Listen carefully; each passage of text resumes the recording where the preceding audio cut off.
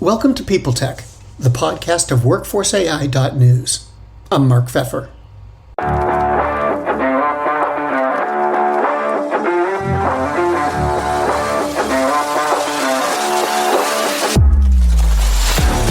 There's a subtle but important shift going on in how employers analyze and use data. Vendors aren't only talking about analysis anymore, they're talking more about actually using it. Among them is Qualtrics. They help their customers develop experiences for employees and customers based on what they can learn and predict from data. A lot of data. I went to Qualtrics Experience Management Summit during the first week of May, and while I was there I talked with Matt Evans. He's the company's head of employee experience product science. We talked about data, obviously, but really focused on what you can accomplish when you pair it with AI. Listen in on this edition of PeopleTech. Hi, Matt. Thanks for talking with me. Qualtrics obviously is very involved with data. You've been sort of at the forefront, I think, of developing a lot of this technology, which in some ways has kind of evolved into AI. I'm wondering what your thinking is right now about how the HR community and the HR tech community is feeling about AI in general. I mean, are they accepting of it, resisting it, they get it, they don't get it? I think it's a great question, and I'm going to go back in time to my days of being a sleazy, squishy consultant and say a little bit of both. So what we find when we speak with HR leaders as well as business leaders is a mixture of concern as well as excitement. And I'll start with excitement first. When it comes to excitement, people are enthusiastic about the opportunity for AI to eliminate mundane, tedious tasks that they may not want to do themselves. And this will vary by function. So for a recruiter in HR, this may include something like sending out the LinkedIn introductions to potential candidates to fill a role, or writing up the same job offer letter for roles that are very frequently filled. I would also say, though, that there are some concerns. Those are things to be excited about. The concerns become, my goodness, if I start to automate myself out of these sorts of tasks, does that mean there's still going to be a job waiting for me? If I am a person who has a specialized skill set that has historically been done by a human, be it some type of data analytics, be it design, be it any of these things that have historically been done by a human and have helped people obtain a high level of status in their organization, if people start to see those elements of their job at being at risk of being replaced by AI, those are the times when people get concerned. That's when the concern starts to outweigh the excitement. I think about some of the work of Daniel Kahneman when it comes to loss aversion. What Kahneman says is that people essentially hate losses more than they like gains. So all things being equal, I would argue that if I'm excited about two things about AI making my life better, and I am concerned with AI making two parts of my job worse or go away or be a threat to my status, the concerns are honestly probably going to outweigh the excitement just based on how our brains are wired to fear loss more than like or be optimistic when it comes to gains. So think about two sets of people. There's the executives and business leaders who polling shows they're very excited about AI. And then there's the people who are doing the work who aren't so excited about AI. They're much more leery. How do you bridge that gap? But also, how important is it for executives and business leaders to face the fact that there is a gap? That's a great question, and I'm glad that you pointed that out. Our Qualtrics research shows exactly what you just pointed out. It's that executives are far more enthusiastic when it comes to the promise of AI than are the rest of the workers. Unbridled optimism, some might say, if you're being pessimistic about it. What I would say is that, one, it's important for executives to understand that gap exists, like you said, but then the question becomes, what is it that you ultimately do about that? And I would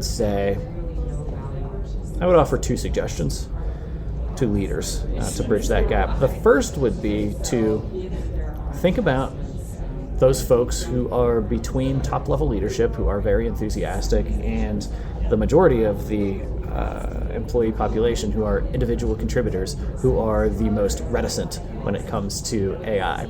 Who's in between those? Who's the bridge? You've got your middle managers and you've got your managers.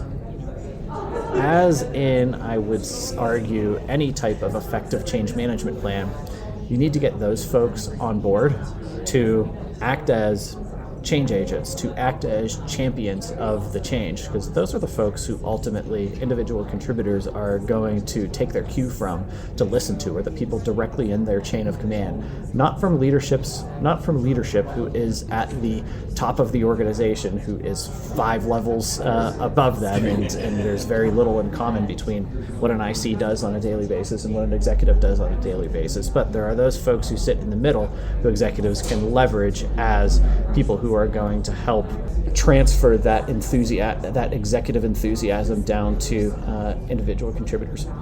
The next thing I think that can be done is to start thinking about how can we take this big blob of ambiguity around AI and what it ultimately means and turn that into a set of discrete tasks and activities that are actually performed by people.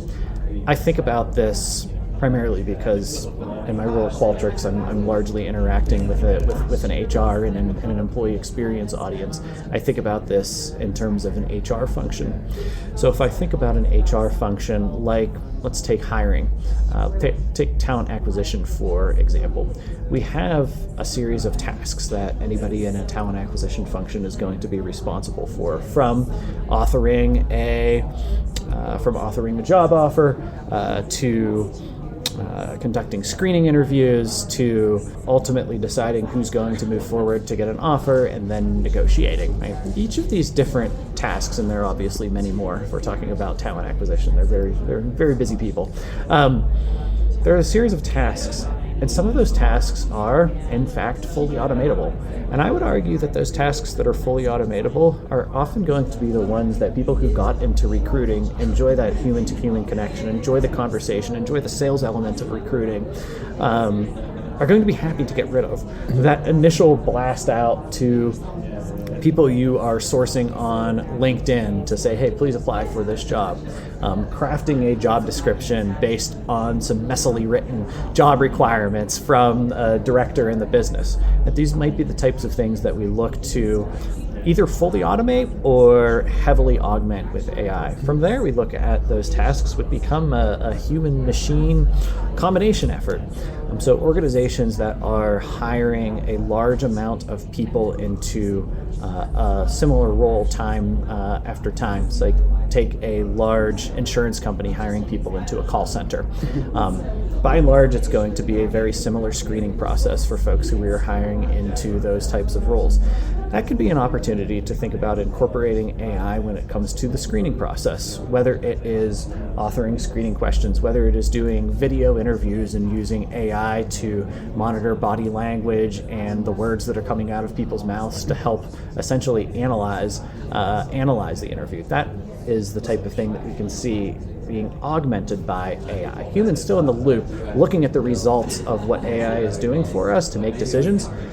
And then we get to the other end of the spectrum, which is those things that we don't really want AI to touch, either because AI cannot ethically nor effectively do certain things, like making a hiring decision, like facilitating a hiring committee, like negotiating a job offer. These are really areas where I would say, at least here in May of 2024, as we are talking today, those are tasks that need to be done by humans.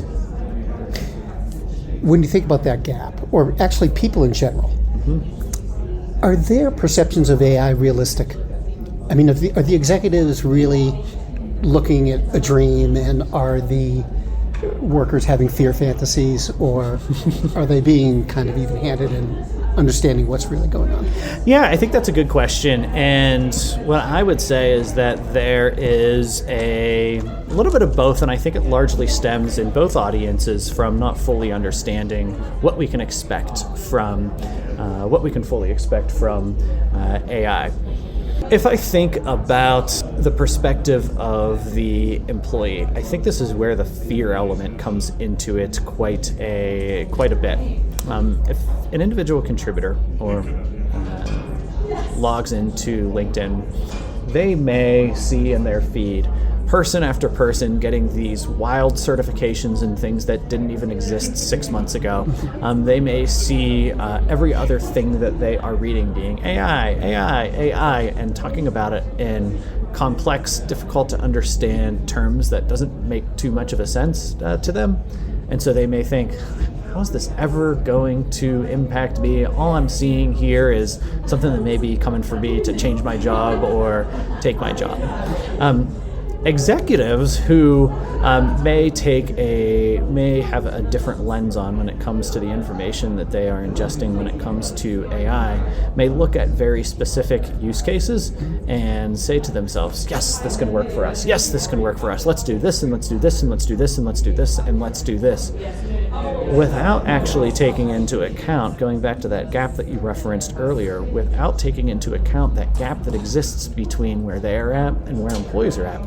I mean, I think history proves out that those companies that are able to efficiently adopt new technologies are those companies that ultimately win in the market, and I think that's what gets executives excited. Where I think some executives may fall short, at least in the conversations that I have, is that we're not necessarily thinking through some of the very real human change implications that come with this level of major transformation. And this is, no mistake about it, a significant transformation in terms of the world of work. Probably the largest, I shouldn't say probably, definitely the largest since the onset of the digital revolution of the 80s, 90s, and early 2000s. How can people, again, talking about executives, but how can business leaders get ready to make a purchase? I mean, if AI is becoming, or the notion of AI is becoming so ubiquitous, I've got to imagine almost everybody is like looking at, are they going to implement Qualtrics or somebody else? How can a business leader who's not a data scientist stay out of trouble? I think that's a very good question, and I think the first thing that I would say is that they need to rely on a cross-functional team of folks that certainly has to include HR. This is not just an IT decision. This is not just a business decision when we are talking about this kind of technology, because of the very real and perhaps outsized human impact that adopting artificial intelligence can actually have. So that's the first thing that I would that I would say. Right, in IT purchasing, you have the notion of an integrated product team where procurement comes together with the IT leader and the CIO and the security person and the business that's actually looking to purchase things. I think I would double down on that when it comes to AI and ensure that there is a party in the room who has the human interest in mind, and then that party, it makes very logical sense for that to be HR. I think the second thing that I would point out or suggest is that we should get very specific on the actual uses and use cases that we are looking for when it comes to AI. Much like when we are considering purchasing any kind of technology, I think need to get very specific around the business problem that it is that we are trying to solve, and not just be swayed by the potential bells and whistles that certain products and certain technologies can purport to offer. I think by focusing on the job to be done, the problem to be solved, we can help focus and prioritize those technologies that are being acquired and those technologies that are being used. Right? And I think we're largely seeing that to a degree. So what we see at Qualtrics and the way that we've tried to build is that in our conversations with executives and HR leaders and frontline managers and even employees, what we have found is that there are a certain set of jobs to be done within the listening space that are very much open to AI, whether it's in the research design, so the idea that AI can support people when it comes to, say, question and questionnaire design, through to analytics when it comes to helping people understand their qualitative and data better, and moving from descriptive to predictive and ultimately suggestive analytics, to providing science-backed recommendations for managers and leaders to take based on what their specific results are telling them. So these are the types of things at Qualtrics that we have heard are areas where we can really help companies save time. That's what we've built for, and just bringing it back again to what leaders should be looking for when it comes to acquiring technologies. Because when we talk about acquiring AI, very often we're talking about a set of AI features embedded in another kind of technology. They should be thinking about the problems that they are trying to solve that the AI features incorporated into a product can actually address for them. I want to shift gears a little bit and talk about Qualtrics. Yep. Qualtrics, it seems to me, over the last few years has been paying more and more attention to the employee experience and to HR in general. It also seems to me that a lot of the products that you develop for consumers pretty much directly or very close to what employers need to know, as opposed to someone they're trying to sell to. So how do you leverage that? How does Qualtrics sort of determine that this feature is good in both places? How do we tweak it or revise it to make sure it's doing the right thing in the right way?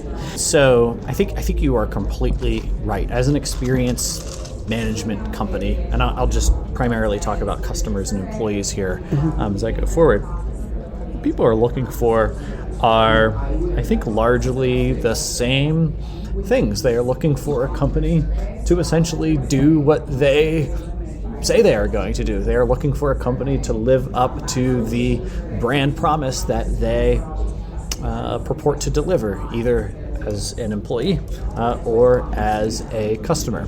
So it makes perfect sense that the technologies that are used on both the employee side of the house and on the customer side of the house really mirror each other.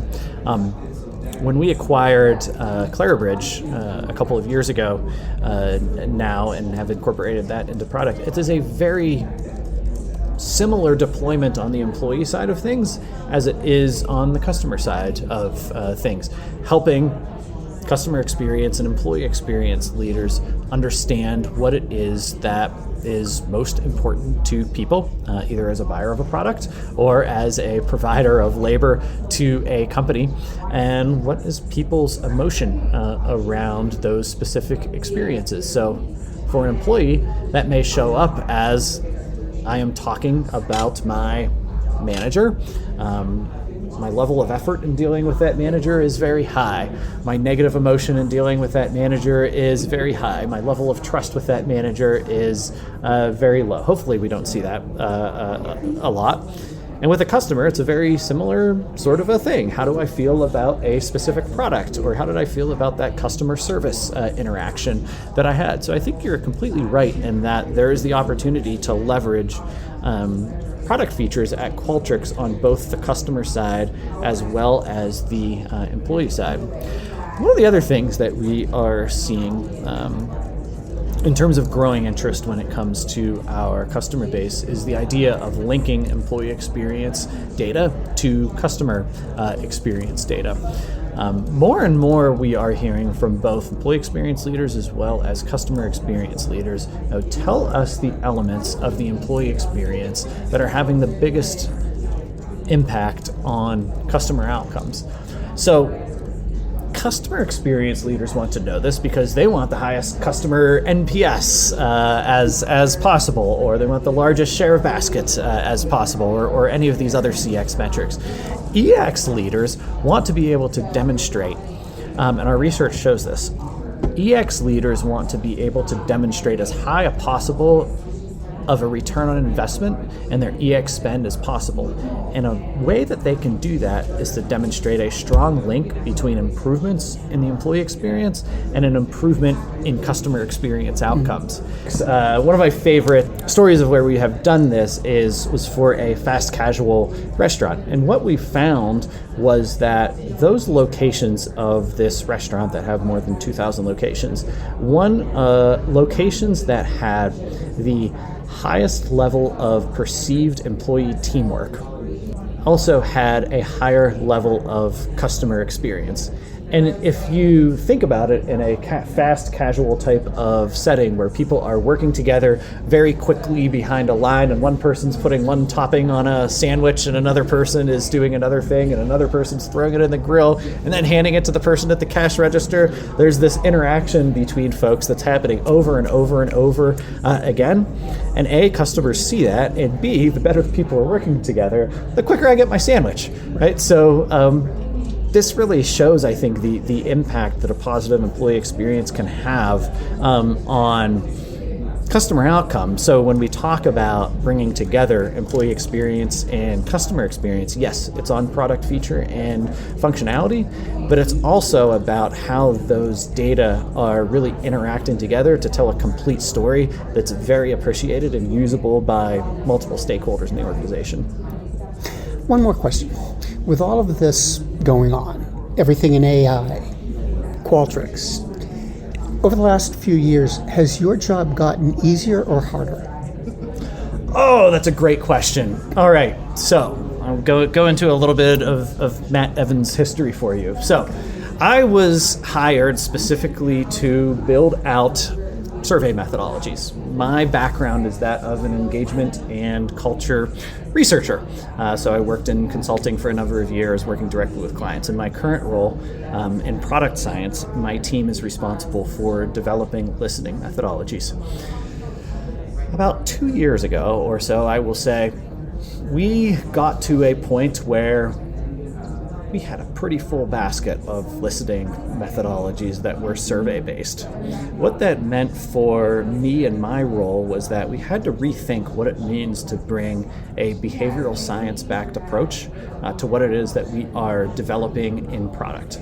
Now, whether that means supporting our user experience and our user experience research folks when it comes to how product feature and functionality is ultimately incorporated into product, whether it means building out topic models to be used in our natural language processing capabilities, whether it means that we have really stood up in my team and driven across Qualtrics an ethics committee to think about how we are incorporating AI feature and functionality into our product. Our group's portfolio has really expanded from what it was just 2 years ago to where it is today. So my job has gotten more complicated, more complex, but more fun. Completely fair. Matt, thanks very much for stopping by and talking to me, and I hope I can lure you back sometime. I would love it. Thank you very much.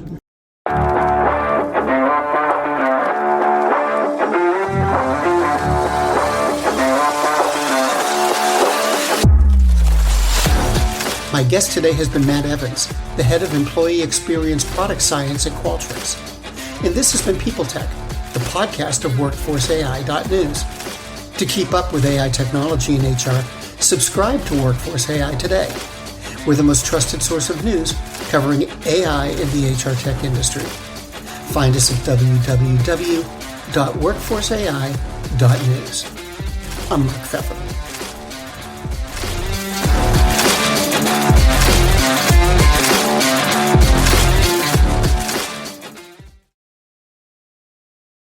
The holidays mean more travel, more shopping, more time online, and more personal info in more places that could expose you more to identity theft. But LifeLock monitors millions of data points per second. If your identity is stolen, our US-based restoration specialists will fix it, guaranteed, or your money back. Don't face drained accounts, fraudulent loans, or financial losses alone. Get more holiday fun and less holiday worry with LifeLock. Save up to 40% your first year. Visit lifelock.com/podcast. Terms apply.